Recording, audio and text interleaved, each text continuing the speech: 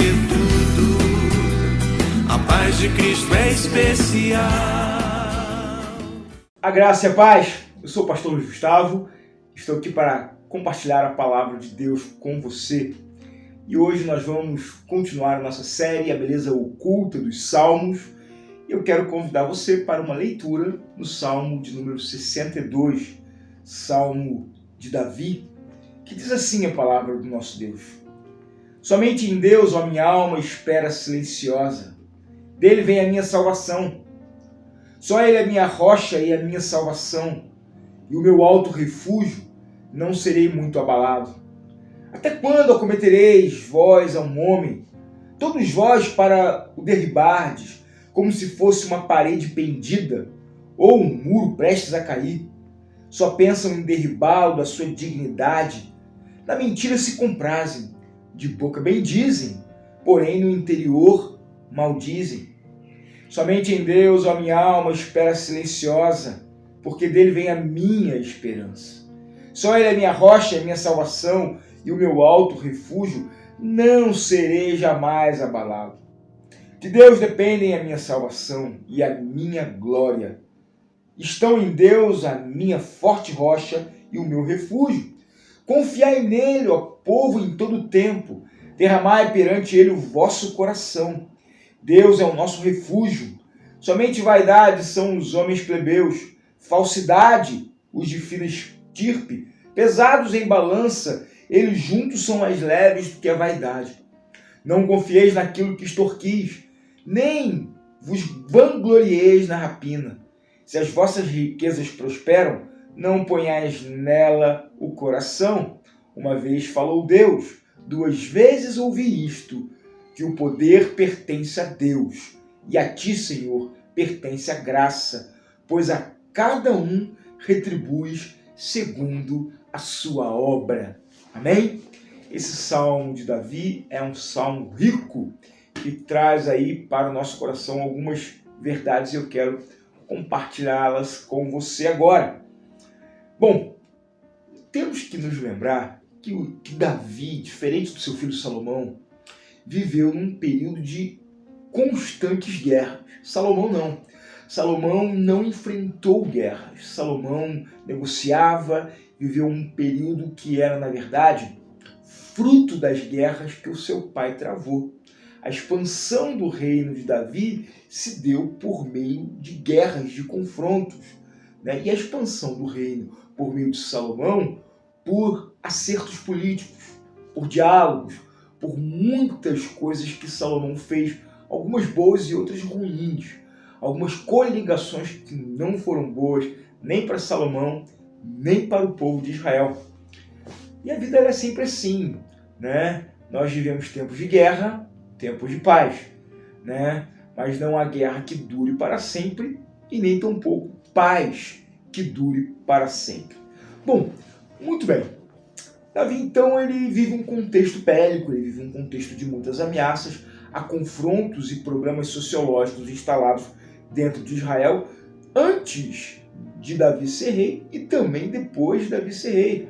Ou seja, estar em uma posição não significa nada na nossa vida, né? Nós vamos passar por lutas estando em momentos de posicionamentos contrários e vamos ter lutas tendo momentos de posicionamentos favoráveis também, né? A vida sempre é uma luta, ou de um jeito ou de outro. Então Davi ele vai compor dois versos aqui muito interessantes e vai fazer uma conclusão. Os dois versos começam com uma expressão semelhante. Somente em Deus, ó minha alma, espera silenciosa. Você vai ver esse verso, né, na primeira parte, né, essa estrofe aqui, abrindo a primeira parte do verso, e depois no verso 5 a mesma coisa. Somente em Deus, ó minha alma, espera silenciosa. Davi sabe muito bem qual é a fonte na qual ele vai beber e na qual ele vai se abrigar, na qual ele vai ter alimento para sua alma, na qual ele vai ter tranquilidade para sua alma, né?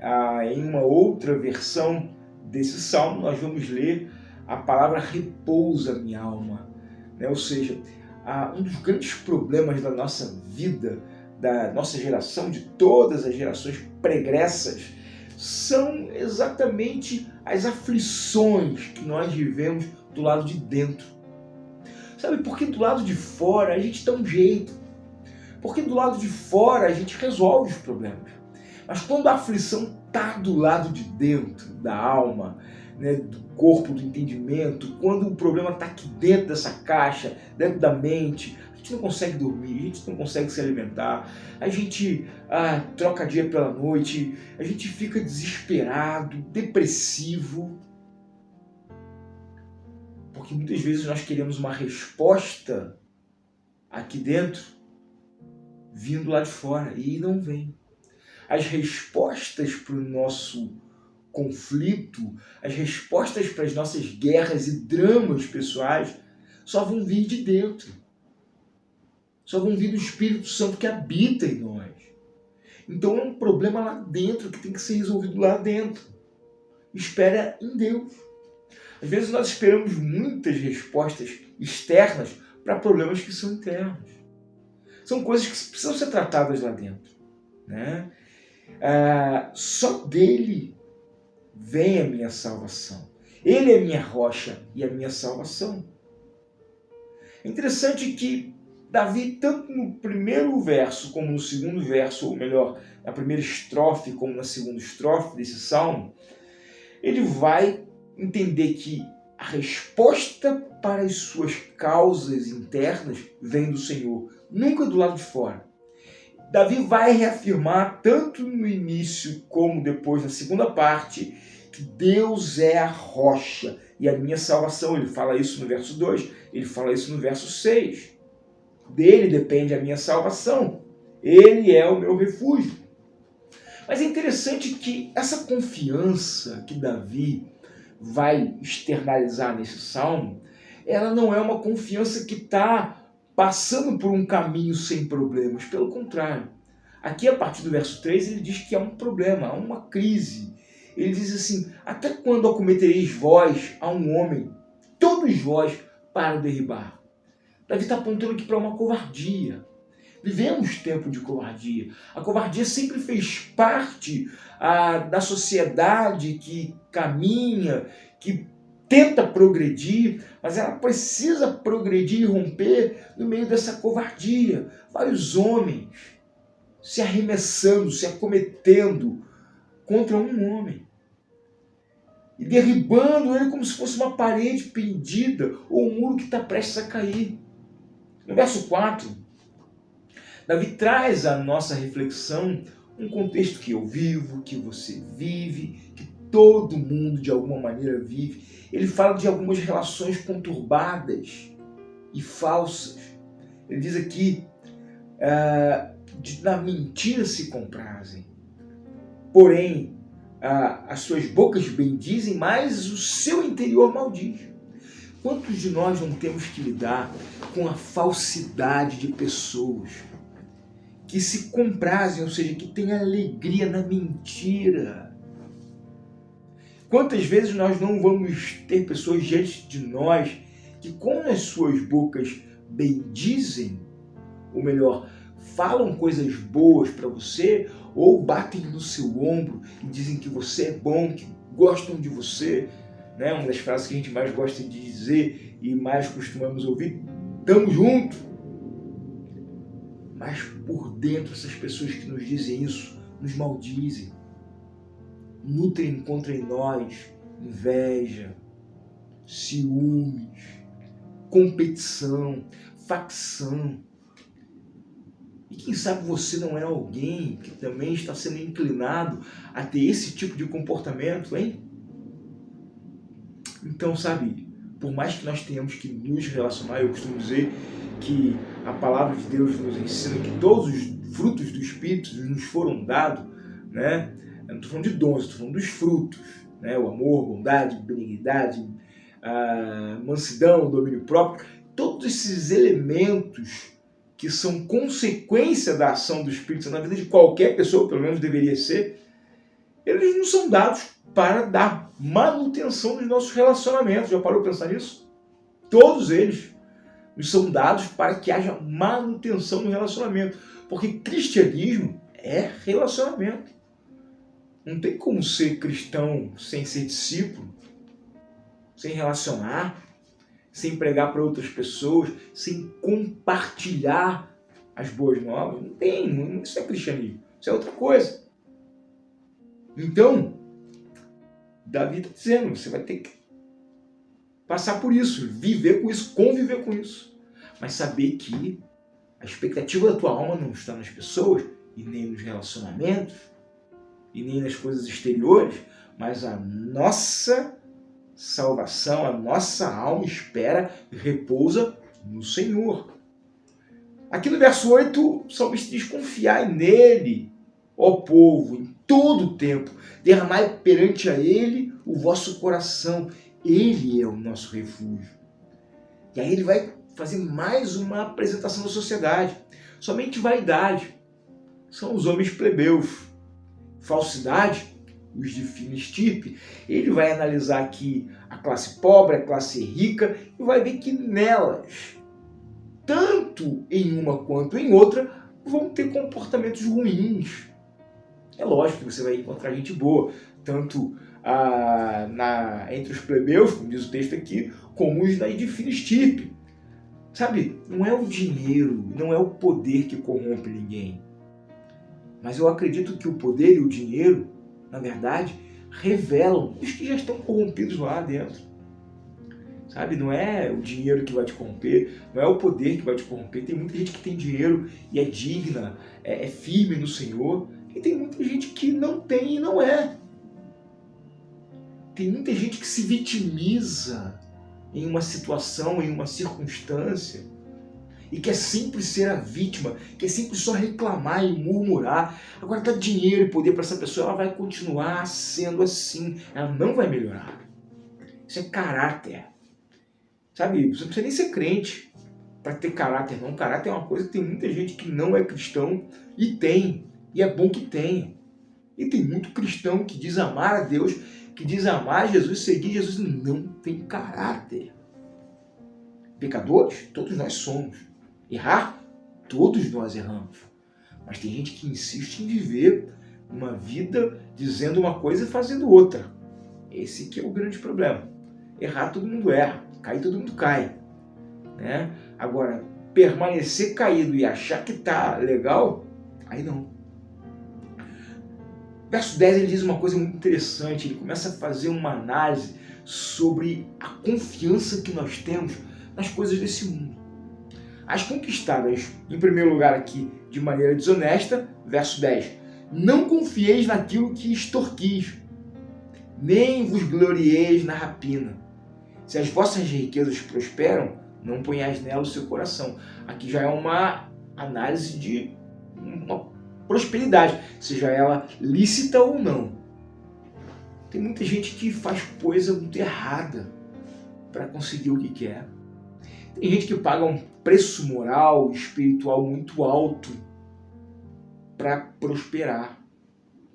E tem gente que prospera de maneira lícita, honesta, mas ama tanto essa prosperidade, mas se agarra tanto nessa prosperidade, que perde a linha, põe tanto o coração nela, e o coração se acostuma a estar nas riquezas e deixa de estar na rocha, onde ele deveria estar. Uma vez Deus falou, 2 vezes eu ouvi isto. Né? Interessante, eu vejo aqui uma plataforma de compartilhamento. Deus fala só uma vez. E a gente replica. Por isso que Davi ouviu mais de uma vez. Deus só falou uma vez. Davi ouviu mais de uma vez porque aquilo que Deus fala nós precisamos repetir. A ti, Senhor, pertence a graça, pois a cada um retribui segundo as suas obras. Nós vivemos pela graça. E a graça não está no trabalho, a graça não está na igreja, a graça não está no pastor, a graça não está nos ministérios. Então não é lá que o teu coração tem que estar. O teu coração tem que estar no Senhor. E a Ele pertence a graça. Bom, e Ele retribui segundo as suas obras, né? Ou seja, não é trabalhando que você vai receber. Né? E essas obras aqui não significam apenas obras físicas. né? Você precisa ter um entendimento um pouco mais amplo do que Davi está falando. Mas eu quero citar aqui a beleza oculta desse salmo. Eu lendo esse salmo percebi que Davi varia um tom nas cabeças desses estrofes. Na primeira, lá no verso 1, ele diz assim: somente em Deus a minha alma espera silenciosa, dele vem a minha salvação. Quando ele inicia a segunda estrofe com a mesma estrutura, ele muda uma palavra. Somente em Deus a minha alma espera silenciosa, porque dele vem a minha esperança. Eu entendo isso aqui como uma análise de processo, sabe? Eu entendo essa palavra aqui como algo ordinário na nossa vida. E que eu preciso entender e você precisa entender também, querido. Davi está dizendo aqui o seguinte: olha, primeiro vem a salvação, depois vem a esperança. Davi não está colocando a carroça na frente dos bois. Tem muitas pessoas que buscam a esperança para a sua vida e buscam em lugares errados. A sua alma só vai descansar, só vai repousar, só vai esperar silenciosa na esperança, depois que ela repousar silenciosa na salvação. Se você quer encontrar a verdadeira esperança para a tua vida, a esperança ela é um alicerce, é uma coluna que mantém a tua vida de pé, querido. Tem dias na nossa caminhada que a gente sente que tudo está desabando. E a única força, a única estrutura que mantém você caminhando ainda é a esperança. Agora, a verdadeira esperança você só vai encontrar se você encontrar a verdadeira salvação. Se você estiver em Cristo, a tua alma só vai repousar segura na esperança quando ela repousar segura na salvação. Então busque a Cristo enquanto se pode achar.